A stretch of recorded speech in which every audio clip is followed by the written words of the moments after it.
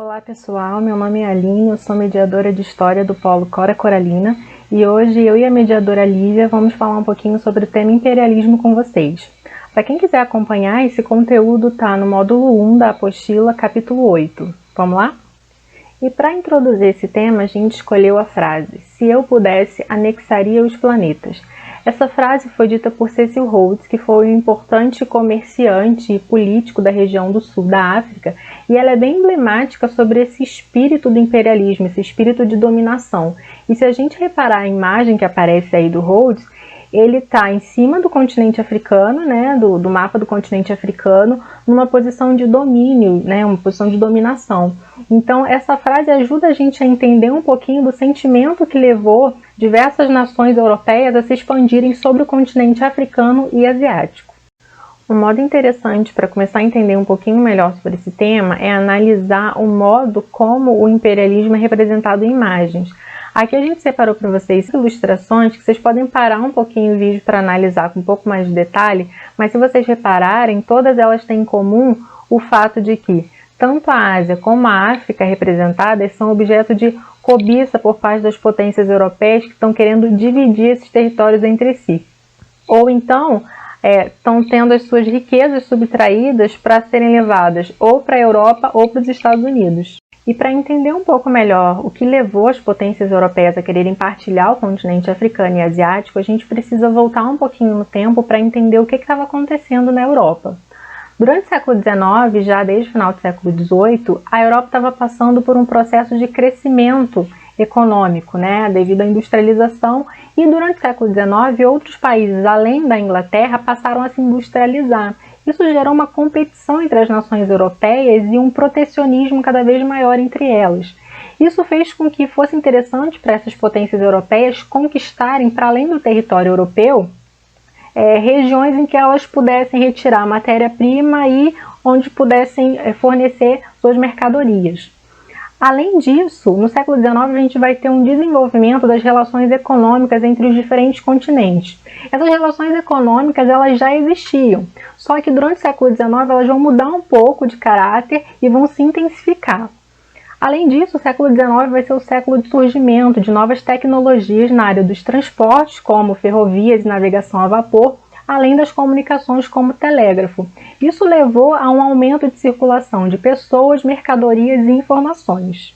E apesar da gente estar concentrando nossa atenção no caso da expansão imperialista das nações europeias sobre o continente africano e asiático, é importante mencionar que Estados Unidos e Japão também passaram por processos de rápida industrialização no final do século XIX, o que permitiu que as duas nações tivessem condições internas e recursos para iniciar uma expansão imperialista. Os Estados Unidos vão exercer influência sobre o continente americano e o Japão vai tentar uma expansão no continente asiático. E para tentar entender um pouco melhor as motivações europeias, a gente pode separar em alguns aspectos. Primeiro, os objetivos econômicos eram dominar áreas fornecedoras de matéria-prima e mercado consumidor, como a gente já viu, comercializar produtos das colônias e investir diretamente na economia dos territórios coloniais. Falando sobre os aspectos políticos, a gente tem um crescimento da rivalidade entre os países europeus e um apelo nacionalista. Esse nacionalismo fazia com que a grandiosidade de uma nação, durante o século XIX, por exemplo, fosse medida pela capacidade que cada uma delas tinha de conquistar e dominar territórios para além do continente europeu. E, por fim, os objetivos civilizatórios eram basicamente ligados à justificativa ideológica de levar a civilização aos povos atrasados de acordo com os diferentes níveis de evolução das sociedades. Esse objetivo, aí vocês já viram isso em aulas anteriores, estava alinhado com o discurso racista que se desenvolveu na Europa do século XIX. É importante mencionar aqui que civilização e povos atrasados estão entre aspas porque esses eram termos e justificativas do século XIX e hoje em dia não se sustenta mais cientificamente esse tipo de posição. Com base nesses objetivos e nos conflitos gerados por eles, a gente vai ter a divisão colonial que aparece aí no mapa para vocês, em que tanto o território africano como asiático vão ser partilhados entre as potências europeias. E aqui é interessante fazer uma diferenciação entre duas formas de dominação. A gente podia ter uma colônia que era administrada diretamente por um Estado europeu, então a gente tinha um agente europeu em território africano ou asiático para cuidar da administração, ou a gente podia ter um protetorado, em que se conservavam as chefias locais que eram aliadas ao governo estrangeiro. Eram diferentes, mas as duas eram formas de dominação. Olhando com um pouquinho mais de atenção para o que foi a corrida para a África, a gente precisa prestar atenção em alguns elementos.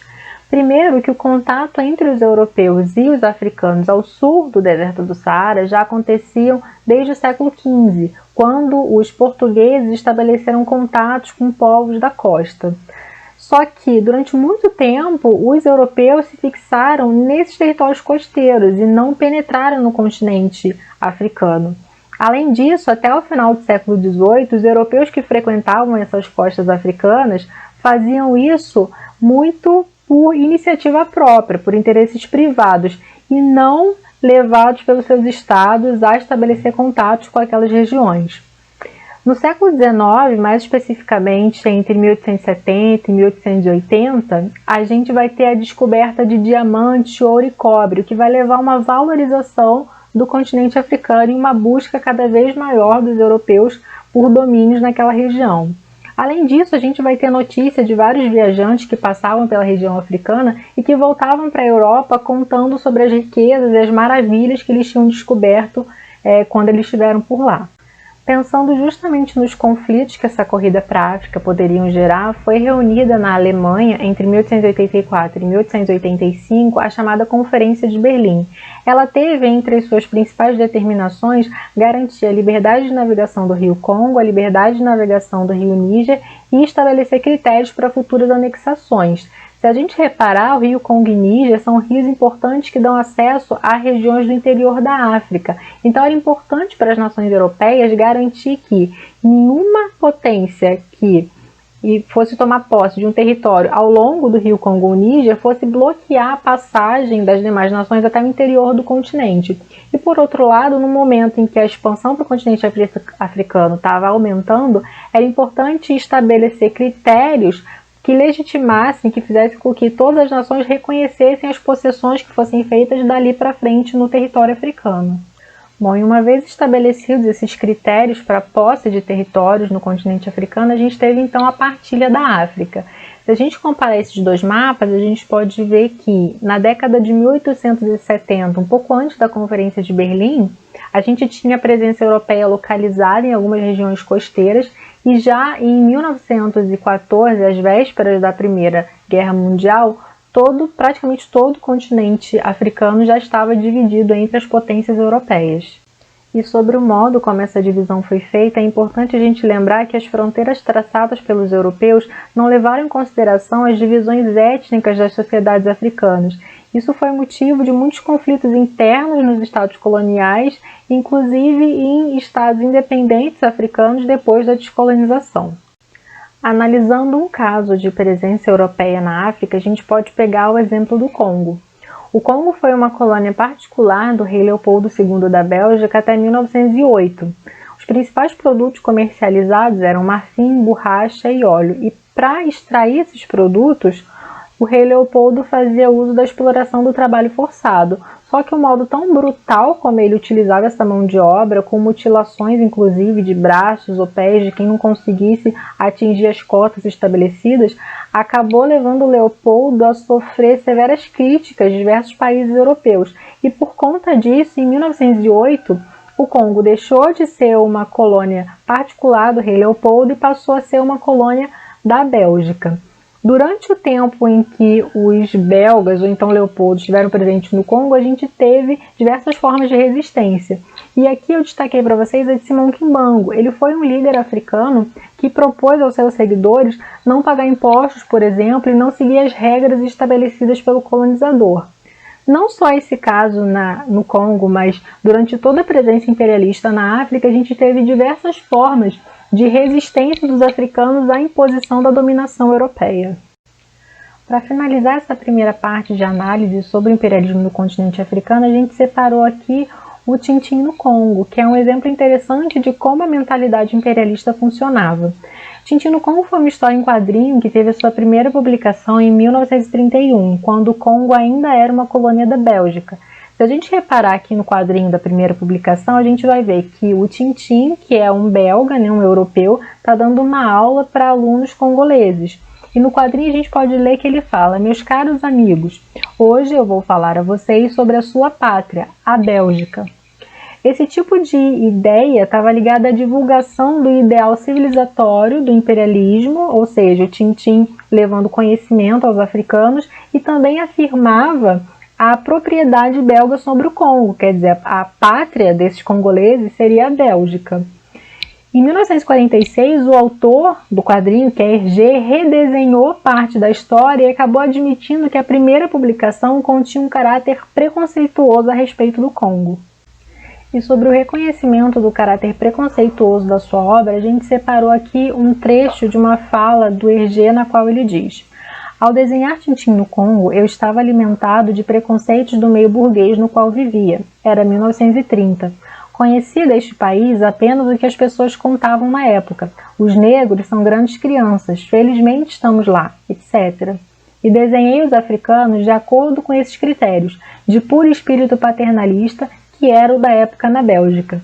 Esse trecho é interessante porque ele retoma lá o início da nossa aula e as motivações civilizatórias, como elas foram importantes para o empreendimento imperialista. Oi pessoal, meu nome é Lívia, sou mediadora de História do Polo de Bangu e agora a gente vai dar continuidade ao que a Aline vinha apresentando, mas buscando entender a relação entre o imperialismo e a Primeira Guerra Mundial.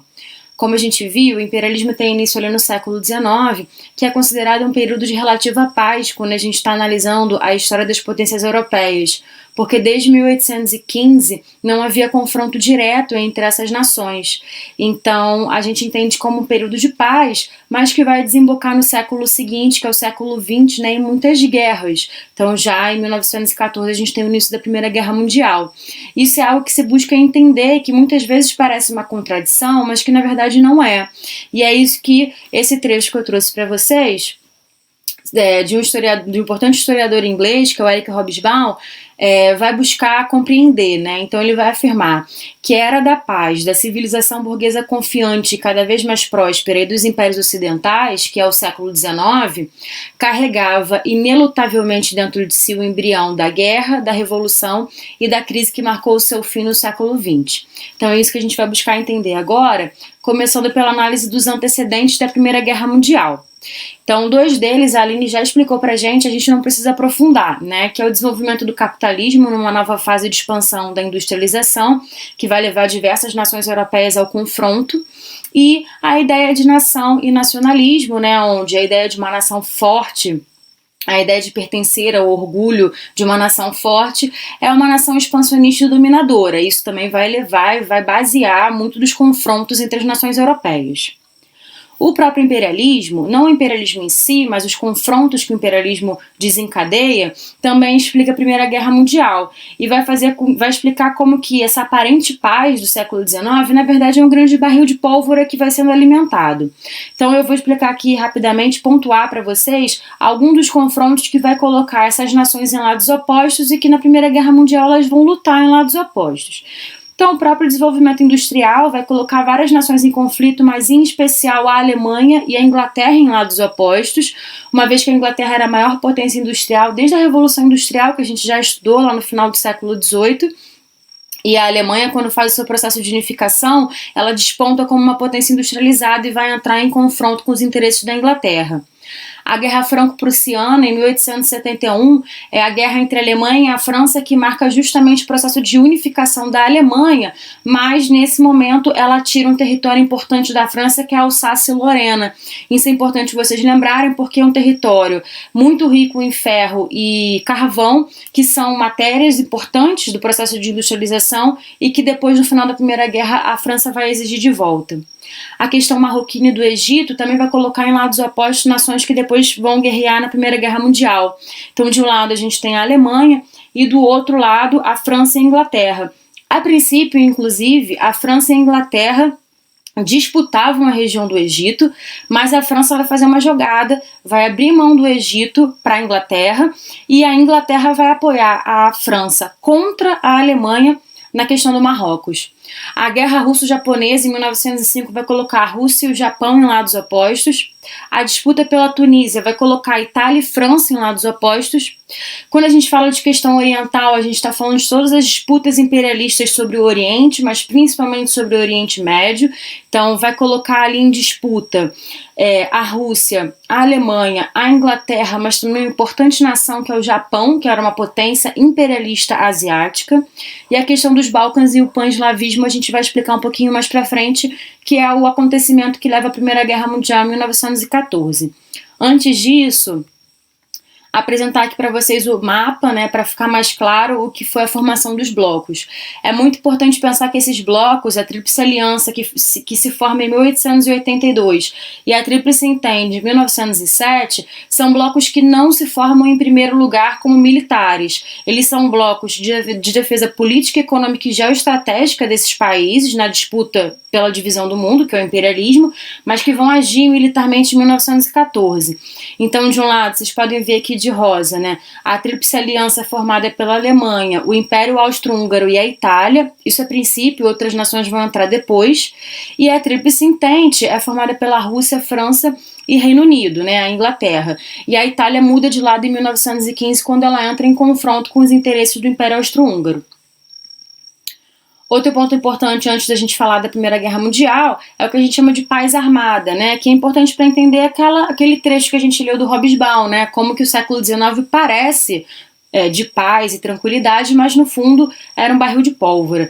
Então aqui a gente traz dados da corrida armamentista, né, que junta todos os gastos das principais potências europeias militares, que em 1808 tinham um gasto de 132 milhões de libras esterlinas, mas em 1914 vão saltar para quase 400 milhões de libras esterlinas.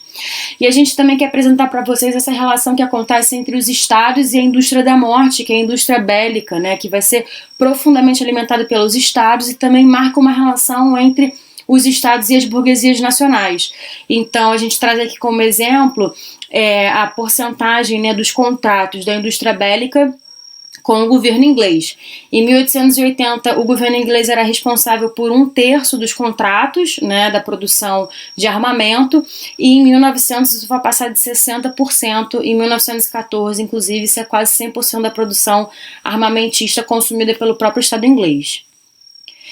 E aí, nesse contexto, a gente tem o estopim da guerra, que vai envolver disputas na região que a gente chama de Balcã, que é a questão balcânica, que é a região da Europa Central, né? Então, tem dois grandes impérios importantes que vocês conseguem identificar aqui no mapa, que é o Império Austro-Húngaro e o Império Turco-Otomano, que eram impérios que a gente chama de multiétnicos, ou seja, formado por diversas etnias diferentes. É como se fosse uma pequena coxa de retalhos, e os eslavos, que é um povo secular da região central da Europa, tinham o interesse de fazer a independência desses territórios ocupados pela etnia eslava e formar um único país, que seria a Grande Sérvia, liderada pela Sérvia, que já era independente nessa época. Então, os impérios não vão conceder as independências e isso vai levar a disputas, a conflitos armados na região dos Balcãs. Outra questão importante da região dos Balcãs é o interesse do Império Russo, que não tinha uma relação amigável com o Império Austro-Húngaro, e por isso vocês podem ver essa seta mostra como o Império Russo tinha dificuldade de acessar o Mar Mediterrâneo e comercializar com a África e a Ásia através do Mar Mediterrâneo. Então, o que a Rússia, que nessa época é um império czarista, vai buscar fazer? Apoiar a criação da Grande Sérvia e os movimentos separatistas, para que a Sérvia visse o Império Russo como um amigo, e aí ela tivesse uma maior facilidade de cruzar a Europa Central e acessar o Mar Mediterrâneo. O que vai acontecer de imediato, né, que leva à Primeira Guerra, é o assassinato do arquiduque Francisco Ferdinando. Isso vai acontecer em junho de 1914, e ele vai ser assassinado, na verdade, por um jovem separatista bósnio, que era uma das regiões de concentração da etnia eslava, que pretendia fazer independência e integrar a Grande Sérvia, mas o Império Austro-Húngaro não concedia essa independência. O que vai acontecer é que, com esse assassinato, o Império Austro-Húngaro vai acusar a Sérvia pelo atentado. Ela diz que não é responsável pelo atentado, e de fato não era, mas o Império Austro-Húngaro não vai aceitar a justificativa. E aí os blocos, que antes eram blocos, né, de interesse político, econômico e geoestratégicos, vão agir militarmente. a Rússia sai em defesa da Sérvia, a Alemanha sai em defesa do Império Austro-Húngaro. Então vai funcionar o lema maior de que o inimigo do meu amigo é também meu inimigo. E esse é o início da Primeira Guerra Mundial. A França e a Inglaterra vão também se posicionar ao lado da Sérvia e da Rússia, e esse é o início da Primeira Guerra Mundial. Sobre a Primeira Guerra Mundial, a gente vai apresentar num próximo vídeo. Então a nossa aula hoje fica por aqui. Qualquer dúvida vocês podem colocar aqui no comentário do vídeo ou então procurar o mediador do polo de vocês. Então, bons estudos e até a próxima semana.